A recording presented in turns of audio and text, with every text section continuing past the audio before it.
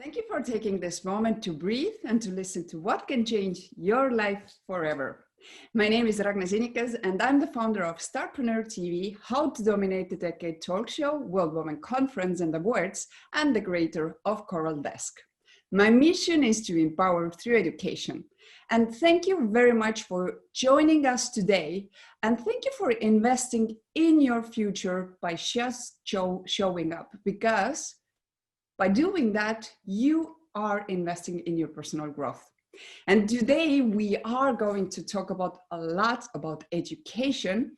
I have the honor to be in Estonia, and I decided that those weeks are all going to be about Estonia, what the people are doing here, what are the innovative ways to study, to see new things and to do business, what are the entrepreneurs are doing here. So I am in Estonia, so welcome to Estonia. And today I have the distinct honor to talk with Irina Pärt. And she's an historian and educator, founder of the St. John's School in Tallinn, Estonia, and executive director of the Foundation of Holistic Education. So ladies and gentlemen, without any further ado, let's welcome Irina, and let's see who she is and why is she doing what she's doing. So Irina, welcome, and tell us your story. Tere, Ragnar. Hello everybody. So I'm very happy to be with you today. And when you asked me about my story, so I tried to think about myself many years ago when I was 17 and I just started the university, and I was very passionate about history. So I've studied history and I really felt I want to be a university professor. So I did my PhD and I published a couple of books. So I did my PhD in the UK at the University of Essex, and my career was kind of going straight forward into this direction. So I was a lecturer at the University of Wales in Bangor, and before that I lectured in other universities like Manchester and Essex. And you know what, when I was teaching students, I noticed one thing, and everywhere the pattern was the same. The students basically could be divided into two categories. So there were those students who had bright eyes, you know, their eyes would light with interest, lit with interest when they heard something that would really make them, you know, think, develop, and they were curious. So they were curious. They would ask questions, and I could see that, you know, these students are genuinely, you know, interested in their studies. And there were those who just wanted to pass the course. They wanted to get the grades, to graduate, to get a job and get on with their life. And so I was wondering, because I had different experience, I felt, you know, very excited to learn new things, and, you know, I wanted to explore things. So I was wondering about this phenomenon. So I kind of started to ask, you know, like, what is going on? And what I realized that those students who were bored at the university, so they basically were bored at school. So it all started from school. So when they felt that they really can't get on with their studies because it's not interesting, they're not motivated, and it's not their fault. So what I realized that because when a child comes to school, he wants to learn, or she wants to learn. They want to, you know, find out things about the world. They have questions. You know, when I was 7 years old and I started the school, I had so many questions, and I thought, yes, now at school I will get the answers. Did I? I didn't, but I like to read the books. So books gave me answers. But for many kids, you know, the school can be a place where this, you know, natural curiosity, natural interest, and natural creativity is stifled, so they lose this interest. And when they get to the college, they keep, the same partner. I mean, some of them probably are quite lucky. They meet, fantastic teachers who really make them, discover things. And so things can change. But as a rule, as a university professor, I realized I cannot change this, because the school is, about 12 years, and university in the first degree is 3 years, and then maybe masters. So, and they're already young adults, so they know what they want, and they made up their mind, and and it's very difficult to change them, during that time. So I thought that to make a change, one shouldn't start with the university, one should start with school. And of course, when you have a university degree and a PhD, going back to school, it seems like downgrading your career. But what happened with me is that I had a friend, and I still have this friend, who was a school founder and a teacher, and an amazing person called Livika Simmul. And 8 years ago, she told me that she wanted to start a new school, and we had several friends together who have children of school age, and we thought, wow, that's good. We can start a new school, and we can teach the way we feel is right. So we wanted a school where we could influence it. So because as parents, we felt we want to be involved in this process. So this is how it all started. And that's my story. This is how I became connected with the, in America, it's called K-12 school. So it's a primary and a secondary, up to high school. So where children study from 7 till 19. And this is the school where I really put a lot of effort to in the last 8 years. And I can tell you more about it. So would you say that the St. John's School really is very different from any school that there is available in Tallinn? What is the difference, and why is the name St. John's? Because it's not very Estonian name. Well, in Estonian, the school is called Püha Johannese kool, but it's very difficult to say it in other languages, because, as you know, we have in Estonian many sounds that just don't exist in other languages. So in English, it's St. John's School, and St. John is a very popular saint in all Christian churches. So St. John the Evangelist, disciple of Christ. And why the school was called St. John? Because we as founders of the school, we were members of the same parish, and in our parish, which is also called St. John, but another St. John. So in our parish, we thought about what name to give, and St. John is the one who was a disciple and a pupil, and he was an ideal student, so to say. So, and it was very natural for us to give this name. And so he was himself a student and a teacher, and great saint, and the author of one of the most beautiful gospels. So we dedicated the school to him, and so he's the patron saint of the school. But you had also asked me about why is it different, and well, when we wanted to start this process, so we thought, that we wanted to do a school where kids would study with joy and teachers will teach with dedication. And we felt it was good for our kids, it will be good for the society. So, one more good school, isn't that great, And, you know, in Estonia, after the end of communism, so education had changed. So there were new private schools, alternative schools.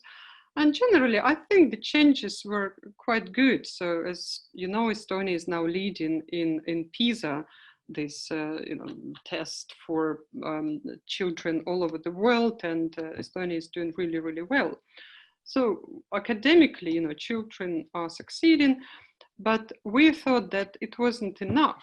So these positive changes are not deep enough because, you know, we still hear about schools where kids, you know, really bored, you know, they drop out, you know, they don't want to study, they don't want to, you know, to really make an effort. And we also hear about, you know, bullying, we hear about, you know, alcohol and drugs and violence. And generally, I think it comes through the personal level, so that the personal relations between teachers and students, relations between teachers and parents.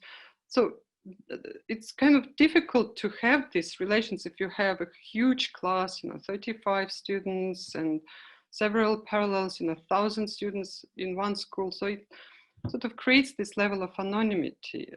And what we wanted is the school where first, you know, it's like a community, so that people know each other. So there's very short level of, like, you know, bureaucracy.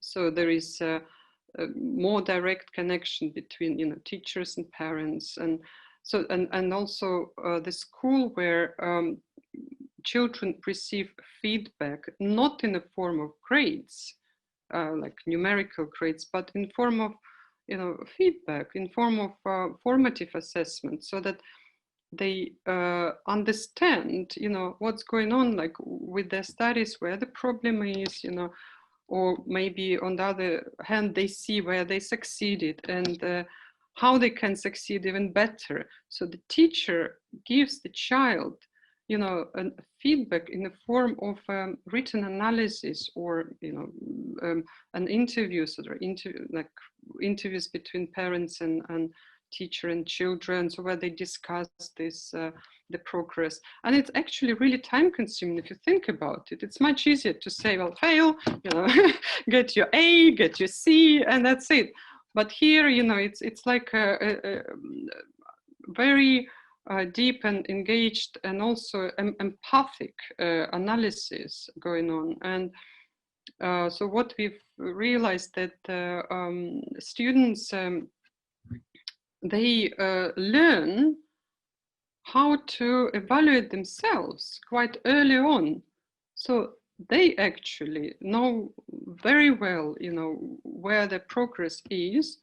And with this kind of help, with, you know, with the help of the teacher, with this dialogue that is going on, so they can make themselves, you know, to progress, you know, much better than if they just got an A or got a C.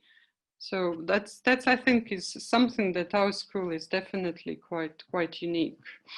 So in essence, what you're doing, you are preparing them as in any, for example, corporate or any corporation we are having, is the development, let's say, meeting or one-on-ones, which really gives you the understanding of the KPIs, understanding where you are, where you need to go, what you're lacking, where the other counterpart can really help you with. So it's beautiful, because in the end of the day, if after finishing the school you need to have this knowledge how to do so and why it's done, it's beautiful. So that's really a fantastic job that you're doing there. But let's also talk about the foundation. And you have taken the responsibility of an executive director of the Foundation of Holistic Education. Tell us more about that foundation, and why did you take this responsibility? Yes, thank you for asking. So we have been working at the school, and we had, fantastic intake, so we didn't have to advertise. There were students, and we had, more students applying than we could take. So as a school, we are doing really well, and we have grown from, we had 33 students in the beginning, and now we have 350. We have almost like 70 teachers, many of which are part-time, but it's quite a remarkable growth, and the school is doing quite well. But what we thought, it was almost like the need to talk to wider world, not just to our students and parents about what we are doing and why it's important. So we started first doing conferences. So we had international conferences every year, and we still have them, where we would invite people coming from different backgrounds, like psychologists, educators, theologians, poets. We had creative people coming to talk to these conferences, and we invited our parents. We wanted them to understand the values on which school is based. And then we realized that there are more people who are interested, not just the parents of the school, but people who don't have children, or whose children have grown, or younger people, and they were really interested. And we thought, well, maybe what we are doing is not just interesting for our direct kind of target group, but for broader society. And I think the idea of this Foundation for Holistic Education was born out of this. So we founded it because we wanted to share these values, these ideas with people outside our school. And the foundation has been established 2 years ago, and one of the founders of this foundation is entrepreneur Inga Laanemets, who is a great supporter of our school, and she was the first director of the foundation. So what we are doing at this foundation is we organize events, we organize conferences and seminars, we organize social campaigns. Every year we organize a social campaign called, in English it would be the Day of Unplugging. So it means that the day when you take a holiday from the digital media, from your Zoom and from your phone and other gadgets, and you just do other things, walking, in the forest, meet friends, go to concerts, have whatever, activities. But so it's kind of oriented to the families, but I mean, to everybody really, because this is something we discovered, is becoming extremely important, that people learn how to take a break, how to enjoy life, without the screens.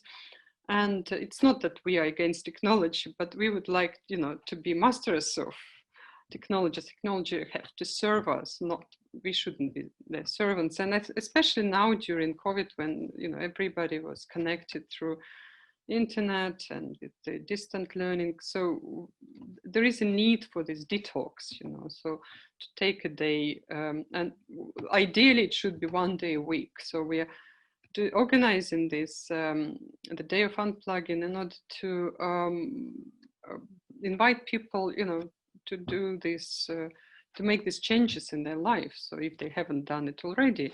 But it's been very, very popular. So every year in September, so we are organizing it and invite the entire Estonia to join us. So this is what we're doing.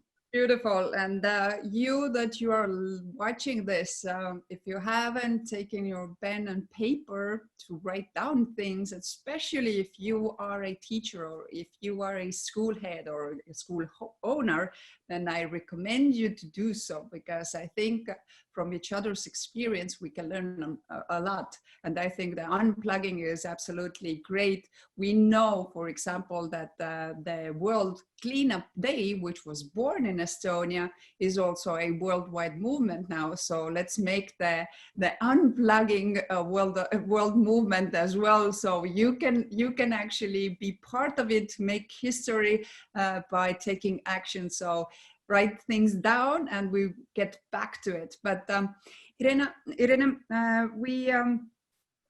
we talked about the foundation. We talked about your responsibility. What would you say? What has been the biggest lesson that you have learned as the executive director of this foundation? Well, Ragnar, excuse me. What I think was a challenge for me, coming from academia, from university, and I'm still doing the university things part-time, but the biggest change was that with the foundation, excuse me. Take water.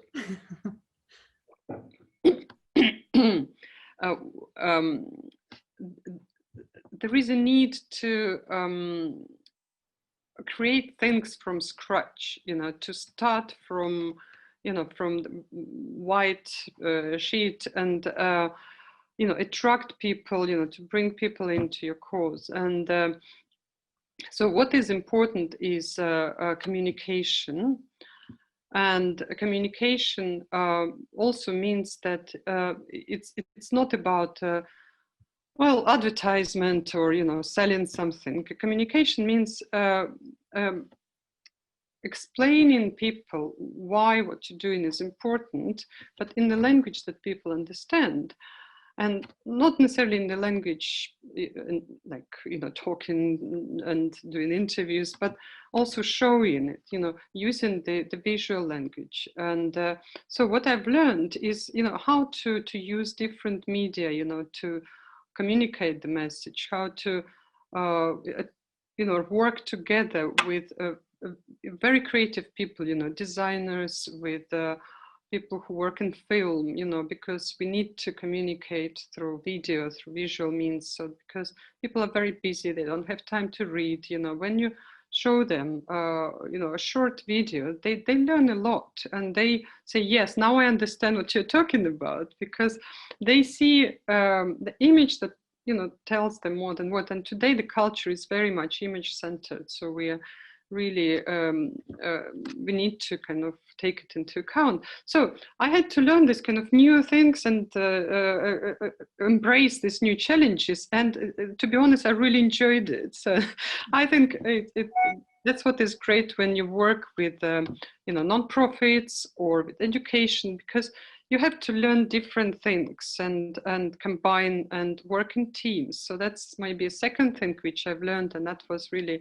for me, and still is a challenge, how to combine, different talents, different expertise, bring together a team of people who are each, individually is great, but, they don't know this or they don't know that, and you have to make them work together.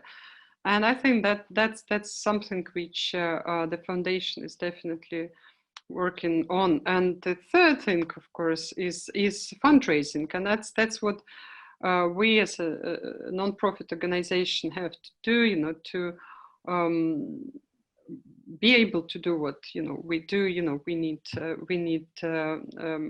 support, and that was quite amazing that we've discovered that there are people who are not connected with the school and not connected with education necessarily, but they really like what we are doing and they want to support us. And that was, again, one of the challenges, but also something that I've enjoyed, how to bring these people, to the small Estonia, how to tell them about it and tell them about our need and make them to support us. So something I feel is very, very important today, to communicate about wonderful things that we are doing here in Estonia, and ask people to support us.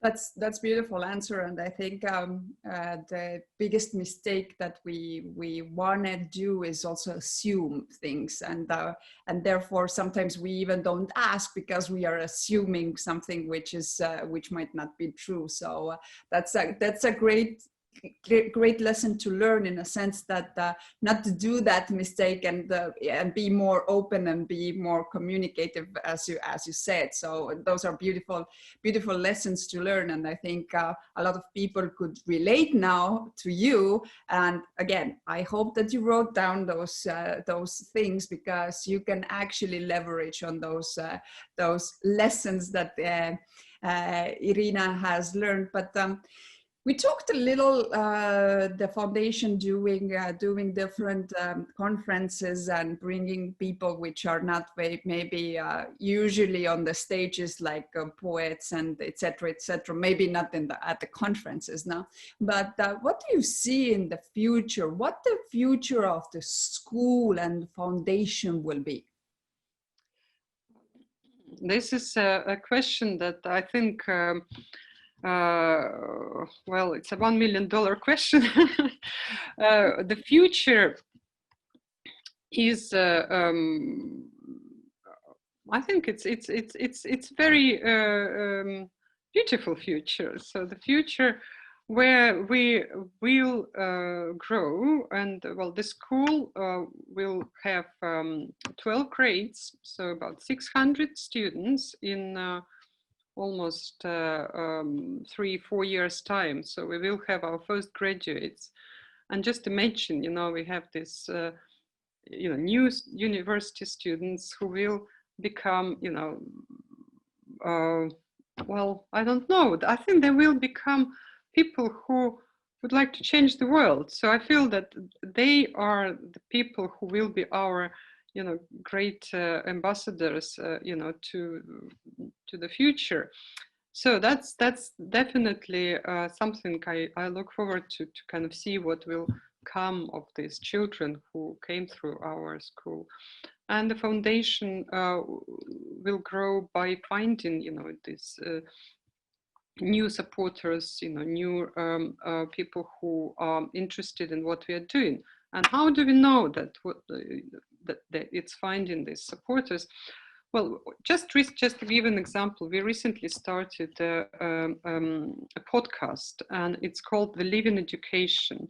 So it's quite small, it's only in the beginning, but we already had about 300 listeners to one of these podcasts, which I think shows that even if it's a small and something done, like via Zoom, not very sophisticated, but the content is important. So the content, the message and the experience which people share in this podcast. So it's based on interviews with educators, with writers, with psychologists. And so the message, the stories, the advice that people give, so it is useful, and I think people appreciate it. And so that's how we know that we are growing and we are reaching to these different people who are outside. We don't know who they are, but they're listening to us, they're watching us. It's like your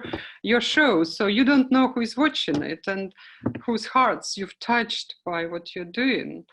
And that's the beauty of today's technology, from which we have to take rest from time to time, but it's still quite useful because it connects people. I couldn't agree more. And again, if you were paying attention, then I think there's something very particular that came out. I don't know any school in the world who has a podcast. So again, there's a learning point, and you can make difference. You can be the change agent for your school, for your district, for your community. So use those tips that are given to you today from Estonia, which is the leading educational system in the world. But and obviously, if you have any questions, if you have any recommendations or comments, please leave them now below this video.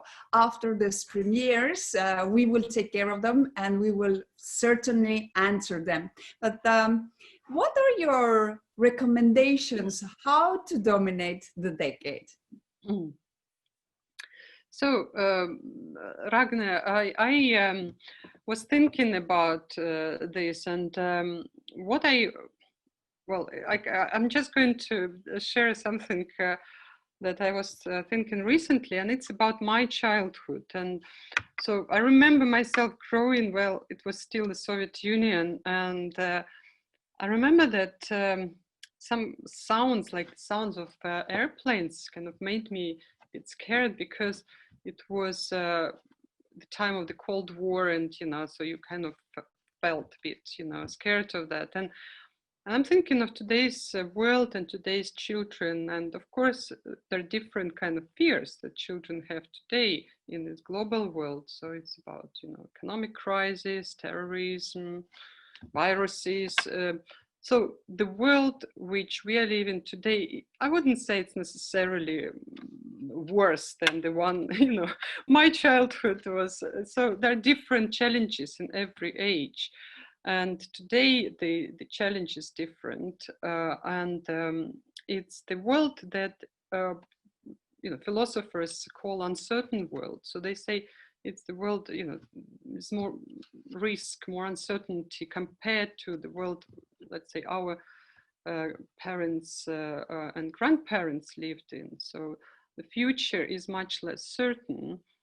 And I think what is important in this world is to stick to something that is absolutely certain, and I would say even eternal. And these things are the values and virtues. So, and I would just name them because I believe that all people who will watch it, so they will share with me, and we learned even more during the time of crisis how it is important. And first and foremost is empathy. I mean, I would even say love, but empathy, I think, is more acceptable for people. The second is solidarity. And again, in the time of crisis, we feel that, people express this, amazing solidarity with those who are in need, who suffer, who are really affected by the crisis. And but hope as well, hope that things will get better, things will be all right, because we see that humanity is really capable of miracles. And I would say thankfulness, thankfulness, because there is always things we have to be thankful for, even if we are not in the best kind of shape, but still, we need to be thankful even for that. And courage. So that would be probably the last, but something that we have to learn from Estonia as well. Courage. So it's the country that shows its courage to the world, and it's been showing it for many years. That's something I feel we need to keep in mind. Those are beautiful points, and again, I think that whoever you're watching this, you can do the introspection, how those things and values are, how aligned are you with them? Are they your authentic values as well? And how do you carry them on a daily basis in your life? But the last questions, if someone wants to follow you or the school or the foundation, or maybe we sparked the givingness in someone and someone wants to actually help us to raise money or give their whatever it is to the foundation, how they can reach out to you or to the foundation? Thank you, Ragnar. So I'm here at the school and I've just written the web address of our school, and it's very simple. So it's www.pjk.ee,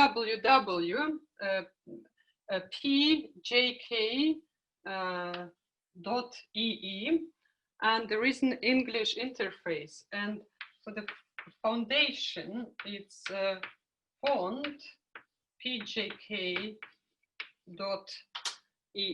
and you can follow us on Facebook, but I'm afraid it's only in Estonian. But the website has an English page. So, and I'm going to share my screen if you allow me, and there you can see the address, how you can donate. So it's it's PJKEE in English, Annette English, but this is in English. So there are different ways you can support the school through PayPal, through different banks, but so you can just check it there. And I think it was very important that when whoever is watching from United States of America, if you are willing or if you would like to donate, they do have the bank details for US as well, and you will be able to have some benefits on that. But for that, I would recommend you to reach out to Irina to know better. I think those links are not here, or are they? In dollars. You see the PayPal most probably is the one. Okay. Yes, so it is possible to donate in dollars. Yes. Okay. So and all the information is on the website. Okay, that's beautiful, and I think that's very helpful for all our audience. I know that we have a lot of people, or our communities from United States of America, and I know that who you are watching, you are into education, otherwise you wouldn't be here. So today you can actually change someone else's life by donating, and you can do it just with one click. I invite you to do so, and if you want to get more involved, or if you want to know more about the school, then www.p as a Peter, J as Jersey, K as keynote.ee, and you will find a lot of information about the school, and obviously fund.pjk.ee are the websites where you can find much more information. Irina, I want to thank you for taking this moment. I know that you are quite busy now as the school is about to open. Yes, in Estonia, kids are going back to school live already in this September, and I'm very happy to see all what is going on in Estonia, and how good of a job they have done with considering COVID going around the whole world. So thank you for doing so. Irina, what would be your last message to everybody that is watching today's show? Well, Ragnar, I really want to say to people not to despair, because it seems that listening to the news makes people just do that. And what you need to think about is that we have to look at the future, and to those kids that will become great scientists, doctors, politicians, and they will make our world better, but we just have to help them to get good education. So this is our job, to help these kids who will make our planet a nice place to live in. And so this is my great belief, and I just wanted to share it with you. So thank you for being with me, and for listening, and keep well. So please stay healthy. Beautiful, beautiful wishes and beautiful recommendations. And I want to thank you, who you are watching. Today, you were investing in your future by just showing up and hopefully taking the notes. Why? Because not only taking the notes, but also taking action on those notes will allow you to become the hero of your own life, because you can change your life and actually live the life that you do deserve.